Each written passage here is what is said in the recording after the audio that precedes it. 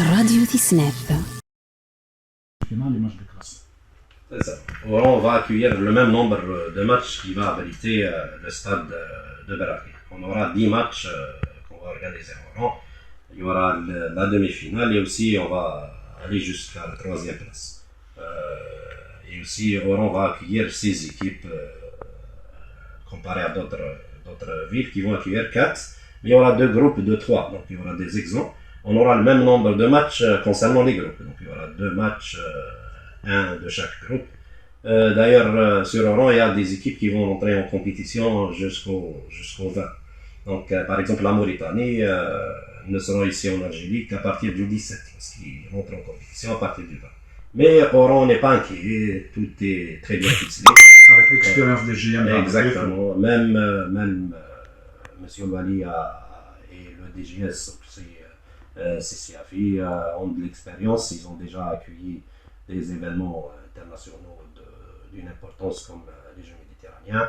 Donc ils sont déjà rodés, toutes les autorités à Oran, ils ont l'expérience qu'il faut pour organiser, Inch'Allah, un événement pareil.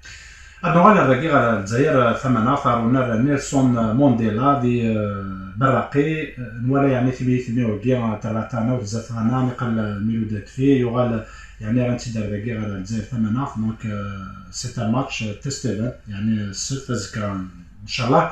انا من براقي رانا كيف يوجد يعني توتي فان بري قلنا راقي باش شي خصوصا ايوا كان دينين تلقس مبيليين كل سليمان.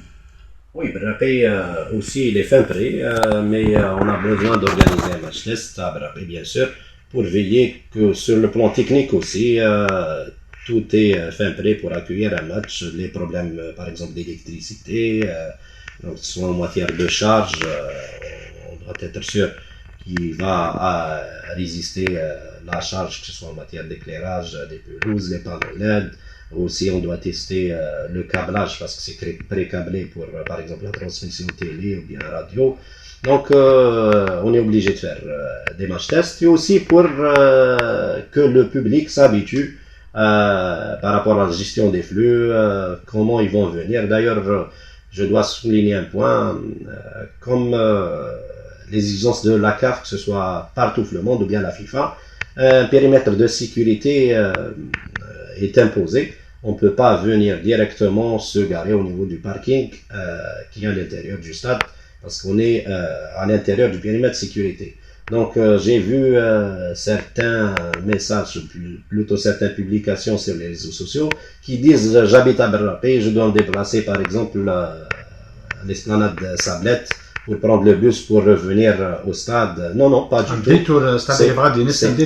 C'est des fausses informations. Ceux qui habitent, que ce soit aux alentours du stade ou bien même ailleurs, ils peuvent venir par le biais de leur véhicule et se garer, bien sûr, en dehors du périmètre sécuritaire et venir à pied au stade. Donc, ça va, ils vont marcher à peu près 600 mètres. D'ailleurs, même dans l'édition Coupe du Monde, la dernière, qui était un exemple d'ordre organisationnel, les gens marchaient plus d'1 kilomètre, ils marchaient 1,5 km et c'est par mesure sécuritaire.